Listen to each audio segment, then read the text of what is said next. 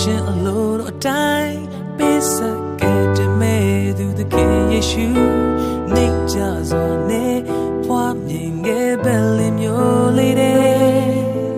မွေးဖွာခဲ့တာကပါလူသားအတိုင်းအတွက်ပါ